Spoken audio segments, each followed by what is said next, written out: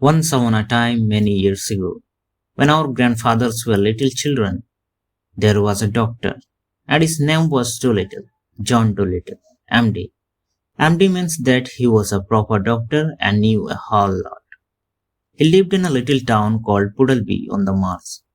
All the folks, youngs and old, knew him well by sight, and whenever he walked down the street in his high hat, everyone would say, "There goes the doctor. He is a clever man," and the dogs and the children would all run up and follow behind him. And even the crows that lived in the church tower would cow and nod their heads. The house he lived in on the edge of the town was quite small, but his garden was very large and had a wide lawn, and stone seats and weeping willow hanging over. His sister, Sarah Dolittle, was housekeeper for him, but the doctor looked after the garden himself. He was very fond of animals and kept many kinds of pets. Besides the goldfish in the pond, at the bottom of his garden, he had rabbit in the pantry, white mice in his piano, a squirrel in the linen closet, and a hedgehog in the cellar.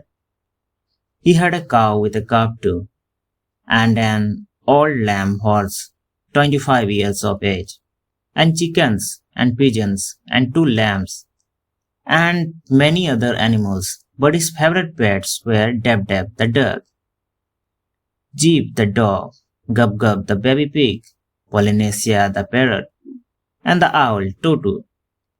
His sister used to grumble about all these animals and said they made the house untidy.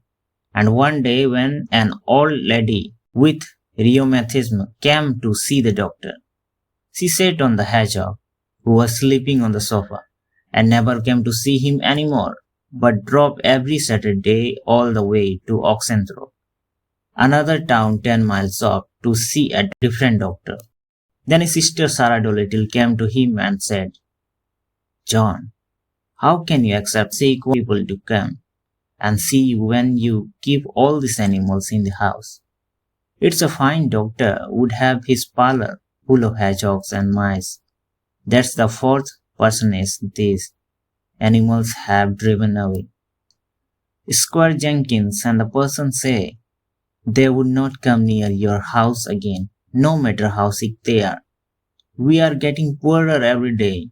If you go on like this, none of the best people will have you for a doctor." "But I like the animals better than the best people," said the doctor. "You are ridiculous," said his sister, and walked out of the room. So as time went, the doctor got more and more animals, and the people who came to see him got less and less, till at last he had no one left, except the cat's meat man, who didn't mean any kind of animals. But the cat's meat man wasn't very rich, and he only got sick once a year, at Christmas time, when he used to give the doctor sixpence for a bottle of medicine. Sixpence a year wasn't enough to live on, even in those days long ago. And if the doctor hadn't had some money saved up in his money box, no one knows what would have happened. And he kept on getting still more pets, and of course it cost a lot to feed them.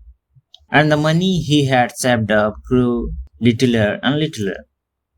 Then he sold his piano and let the mice live in a bureau drawer.